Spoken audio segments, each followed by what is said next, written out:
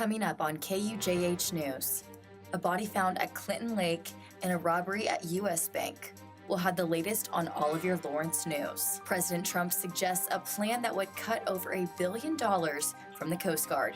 Today's news from the White House, and KU freshman standout Josh Jackson suspended for a traffic violation. All the news from on and off the court ahead of the Big 12 championship on KUJH News. From the University of Kansas, you're watching KUJH News. Thank you for joining us. I'm Chloe Cowart. The Kansas men's basketball team will take the court in Kansas City for the Big 12 championship tomorrow. However, the team will be playing without forward Josh Jackson. Talia Marquez has the latest on Jackson's status.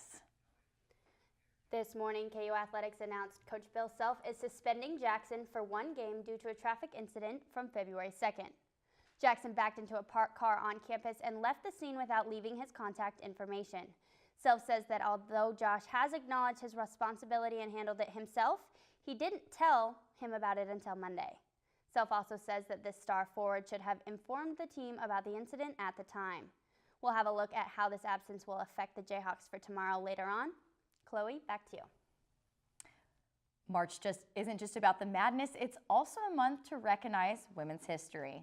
International Women's Day is celebrated on the 8th this year, and women across the country are coming together to participate in A Day Without a Woman. Some Lawrence businesses like Ladybird Diner closed for the day to address discrimination. At Buford Park, crowds took the day off to gather and highlight the power of women in the country. Owner of Ladybird Diner, Meg Hereford, closed her business to speak on the issues affecting marginalized people. The agenda of a walkout is that it's inconvenient for people. So, like, there are no pancakes today. I'm sorry, there are no pancakes today, and it's because there are issues that deserve attention. The International Women's Rally continues today until 6 p.m. at Buford Park on Kentucky Street. The Lawrence City Commission voted to declare Lawrence a welcoming city for immigrants last night at their meeting. Following calls from students at Lawrence High and KU to declare Lawrence a sanctuary city, the commission heard from Assistant City Manager Casey Toomey and KU Student Body President Stefan Alcorn. Both urged commissioners to consider and approve the requests and took a stand for students at KU.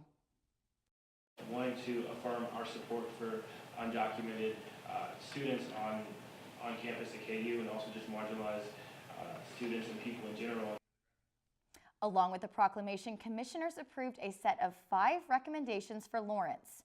For KU, this includes drafting a letter to the University of Kansas Legal Resources for students seeking legal advice relating to immigrant issues, as well as putting together a community presentation on immigration law. The proclamation labels Lawrence as an inclusive community that values immigrants. However, the term sanctuary is not included in the proclamation. And on Monday, Lawrence police reported an aggravated robbery incident at the U.S. Bank on 23rd Street. Police have released photos taken from the security cameras to the public in hopes of figuring out who the suspect is. Lawrence Police Department, in a release statement for today, asked for help in identifying the subject. KUJH reached out to the Lawrence Police regarding the photos, and LPD says law enforcement has the legal discretion to release what deemed appropriate for each case. They released the photos to solicit the public's assistance in identifying and locating the subject. Now, a body at Clinton Lake. In a press release this morning, the Douglas County Sheriff's Office said that they're investigating a body found inside a burned vehicle at Rockhaven Campground at Clinton Lake. The Sheriff's Department called it an active death investigation. The department will give no statements at this time. In North Carolina, National Outdoor Adventure Park might make its way to Lawrence in a few years. KUJH reporter Caroline Burkhart has more. The state of Kansas contacted the U.S. National Whitewater Center in Charlotte to recreate the center at Clinton Park. The facility is filled with various outdoor activities such as rock climbing, whitewater rafting, ropes courses, bike trails, and more. What the Whitewater Center stands for is how do we get more and more folks outside? And so whatever we can do to create more opportunities to engage people in the outdoors, that's what we're about. The main mission of the center is not for profit, but for activity and community. However, some are still skeptical on how this will work financially and economically. Wise says this $70 million change could bring great tourism and business from in and out-of-state visitors. Kansas Department of Wildlife, Parks, and Tourism see it as a positive change, but can understand the struggle of attracting good feedback from such a big potential change. I think, funding and being able to figure out a way to do something that's new and exciting for our constituents that will attract people from other states to come to our state is a challenge. Wise says he believes people don't like change if they don't fully understand what is changing. Funds will start by going through Star Bond and will be paid off by using the sales tax revenue created by the facility. Reporting for KUJH News, I'm Caroline Burkhardt. There will be an information session for the project tomorrow at 10:30 at the Sport Pavilion, Lawrence. Whitewater rafting means sunny skies and heat, and we've certainly had no shortage of that.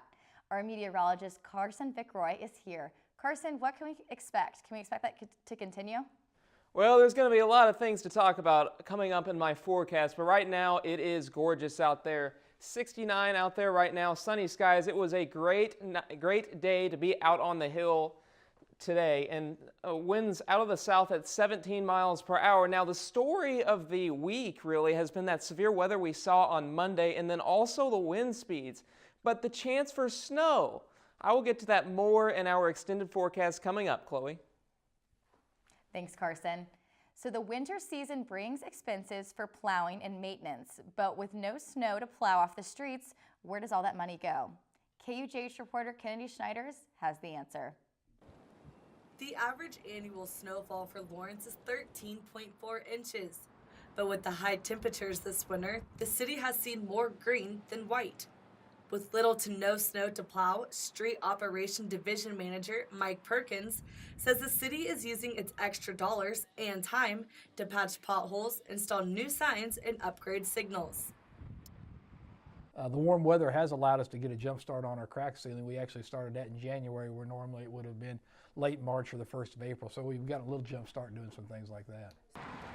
Perkins says that while the little snowfall won't save them any money, it will extend their maintenance and construction season, allowing them to complete more projects around the city.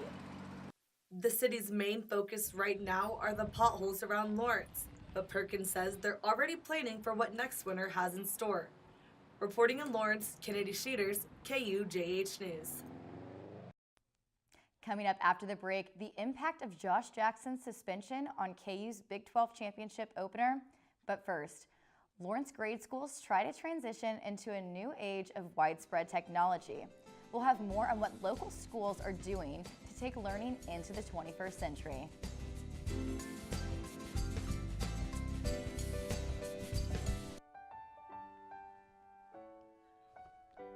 We connected so fast when we first met. I think that our relationship will last for a lifetime. Being a role model for someone, being there for someone, there's nothing I can compare it to. You'll be fine, they don't need to. She has uncles up in Minnesota that treat me like I'm their own now. I feel like she's actually my big sister in a way. It's been one of the best decisions I think I've ever made. You're doing great. We're gonna try this again, okay? Okay. Wheels, pedals, handlebar, brakes. Sit up straight, keep your weight in the center, keep your eyes on the road, hands on the grips, button the seat. If we feel ourselves falling, what do? Just keep pedaling. Good girl. Now remember, it's all about balance and steering. Steer with your hands, steer with your body. Steer into the corners and you stay out of trouble. And the bell's your buddy, so go ahead and ding that. All right, you ready? Here we go. Pedal, honey, pedal. There you go, you're a bike rider. Most parenting is hard to do in just 2 minutes. But 2 minutes twice a day making sure they brush is easier, and it could help save them from a lifetime of tooth pain. So they say it's a man's world? I don't see anybody's name on it. While they were doing their thing, we slowly changed ours. Today, women can do anything men can do. And there's one thing we're even better at.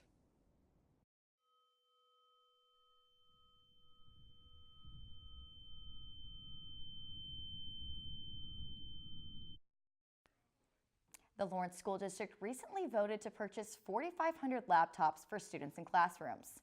KUJH reporter Tyler Baddock is live in the newsroom. Tyler, I understand there was not much of a debate over this decision.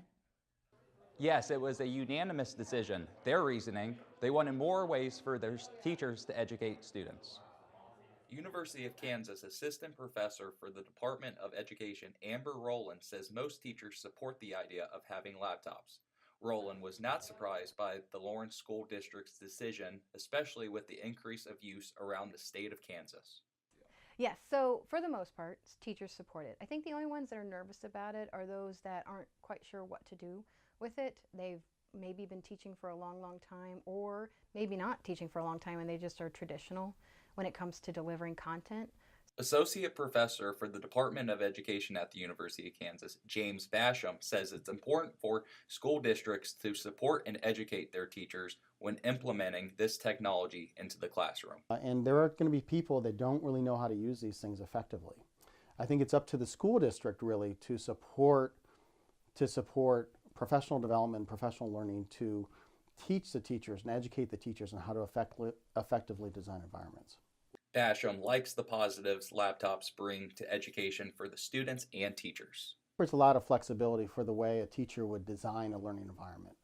It allows them to bring in information on a moment's notice. It allows them to do things like project-based learning a lot easier. Education experts say they will continue to look into ways to implement new technology. Into the classrooms, reporting live in the newsroom, Tyler Baddock, KUJH News. Thanks, Tyler. The Lawrence School District has not announced when the laptops will be purchased. And drug use in Kansas has risen in recent years, but Lawrence isn't seeing the same trend. KUJH reporter Dallas Milligan has more on the steps Lawrence took to keep drugs outside of the city limits. The state of Kansas has seen a 28% rise in opium overdoses in the last year, as well as a 71% rise in heroin overdoses between 2013 and 2015. And now with the state, with the introduction of Narcan, there's a possibility that companies like the DCCCA, a rehabilitation center in Lawrence, approve this new drug. So Narcan is actually the name brand for naloxone, which is a life-saving overdose prevention mechanism. So yes, I think everyone should have access to it. Though both agree that Narcan and naloxone are good ways to prevent death, they do think it should not be the first step. My hope would be that people take that next step, refer them to treatment, contact us, because certainly you don't want a pattern of I can go out and use anytime I want and the police officer's going to give me the EpiPen and I'm going to be fine. So, but it really is important about saving lives. Kansas is one of 3 states that does not allow first responders to use naloxone. But the issue is, according to Meyer, is that methamphetamine is the biggest issue in Lawrence. So the primary drug of choice entering treatment here is methamphetamine, and the next one is alcohol. We do see a little bit of heroin use, but we haven't seen the huge spike that they've seen in other parts of the country. Though there's a statewide rise in opiates, the DCCCA's bottom line is wanting to improve lives. That company, along with CAPS and Alpha Recovery, is one of 3 outpatient services here in Lawrence. President Trump, or more specifically his Twitter, made headlines again over the weekend by claiming Barack Obama had his hotel room wiretapped during the election. Sources close to the former president reported to CNN that Obama is irked and exasperated by the allegations. President Trump unleashed a stream of tweets on Saturday that ignited officials on both sides of the aisle, including Republican Senator John Cornyn from Texas.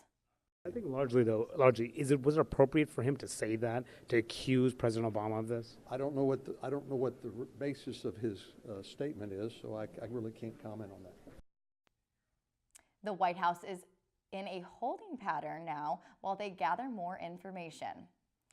Part of President Trump's conservative-leaning budget proposals include massive increased spending in military. However, that could mean a drastic cut for the Coast Guard. President Trump's new budget proposals include a $1.3 billion cut to U.S. Coast Guard. Officials said the goal is to raise the Department of Homeland Security's budget by 6%. The Coast Guard would feel the brunt of those cuts. The Coast Guard currently operates under the Department of Homeland Defense, but is considered a branch of the U.S. military. The Coast Guard's primary functions include stopping illegal drug trade and migrant movement across borders and responding to distress signals. Critics of the proposed cuts argue the Coast Guard performs many of the functions President Trump identified as vital to his hardline immigration policies. Now, anyone on the coast is probably accustomed to warm weather, and we've been getting used to it in Lawrence as well. We'll go back to our meteorologist, Carson Vickroy, for your full weather forecast. Excuse me. Thank you, Chloe. And yeah, certainly we are seeing some coastal weather right now with those strong winds out of the south at 17. It is 69 degrees out on the hill right now. So it is a gorgeous day. An even better night will be in the store for us. But we are at our high temperature for the day. It is 69 out there right now. That is our high. We had actually a morning low of 31 this morning, so we did drop below freezing for the first time in quite a while. And if you notice, that is well above average for this time of year. So we are going to see above average temps for today and tomorrow, which is why I have it in our headlines. We are going to see a cold front tomorrow night, but the winds will actually decrease tomorrow, which is good news. However, something I did mention earlier in the show, we are going to see the possibility of seeing some snowfall Friday night into Saturday morning. Now, I will get to that more as we look at our 5-day forecast, but tonight, great night to get out en masse if you don't have plans, because it will be 41, lows in the 40s, mainly clear with a light westerly wind at 5 miles per hour. I haven't heard light wind in a while here in Lawrence. And again, tomorrow, no wind, highs in the lower 70s, partly cloudy skies, so an even better day tomorrow than what we saw today. So probably a nice day to get out for some Frisbee out at local Lawrence parks. Now, I did mention snow in our forecast. Right now, I have a rain-snow mix for us here in Lawrence Friday night into Saturday morning. But here's the setup. I did mention a cold front's going to pass through Thursday night. It will be stalled out to our south here, as you can see right here along the Oklahoma and Arkansas border. Now, temps will be in the 30s for us, but it is going to produce a band of snow here extending from portions of South Dakota into portions of western Illinois. Now, just to the north and east of us, going to be a big problem, probably around 10 inches of accumulation. But for us, right now, I'm only expecting about an inch of snow accumulation. But here's your 5-day forecast. Tomorrow, gorgeous day. We see that cold front pass through on Friday, high around 45. But those temperatures on Saturday are going to be crucial to see exactly how much snow we get, and if we do see that snow transition back over to rain as well. But I've went ahead and called for an 80% coverage of snow. Highs in the upper 30s right now. That could change, so stay tuned for more updates. And then we do see our next chance of rain on Monday with more cold air. Chloe? Thanks, Carson. Well, Talia, yesterday was pretty nice. Today was even better. Right. Well, you know, as Carson said, it is about to get pretty cold, but not in time, because there is some beautiful weather for some baseball today. The Jayhawks are in the middle of their game, and we will have live updates for you after this. Plus, another KU basketball suspension. More on what that means for the Jayhawks in the Big 12 tournament after this.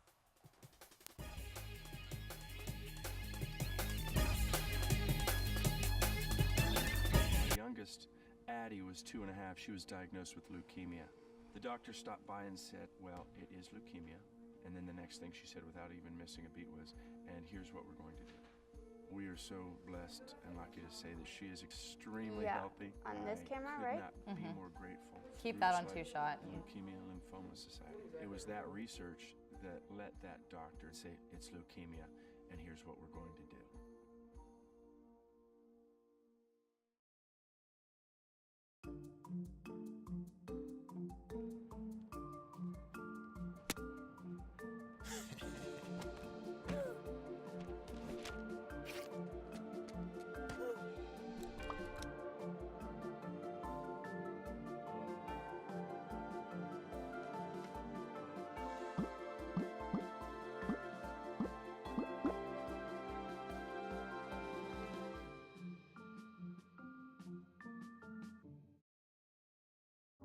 It's not always easy being a dad. Do you have panda asthma too? Does that run in the family? This is the home of the most priceless kung fu artifacts. But when you make an effort, Dad, we're not supposed to touch anything. Oh, sorry. Go along, son. it's always worth it. Whoa, faster! The smallest moments can have the biggest impact on a child's life. Take time to be a dad today. I am gonna get you. I'm gonna get you. Call 877-4DAD-411 or visit fatherhood.gov to learn more. Welcome back to KUJH Sports. Kansas baseball is back in action today after the series win against Northwestern State this past weekend.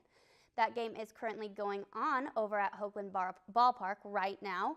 We are in the bottom of the 4th inning, and the Jayhawks are winning 4-3. You can keep up with that game on Jayhawk Radio Network. Or better yet, it's a beautiful day. You can head out there, grab a hot dog, and enjoy the sun for a little bit longer. Josh Jackson is suspended for the first time. Josh Jackson is suspended for the first team game of the Big 12 Championship after he backed into a parked car and fled the scene. So what does the loss for Jackson mean for tomorrow's game? Versatility. Jackson can play wherever is needed, whether that is a small 4 or a rebounding 2. The Jayhawks will play the winner of TCU Oklahoma, and the only trouble KU has had with either team this season was against TCU when Jackson got in foul trouble early and only played a total of 12 minutes. KU ended up only winning by 6. Bill Self says that LaGerald Vick will start tomorrow in place of Jackson, and he'll have some big shoes to fill defensively if the Jayhawks don't want to miss a beat. Kansas will play tomorrow at 1:30 in Kansas City. The Lawrence High School boys are also in the middle of their first round of the basketball tournament in the state of Kansas.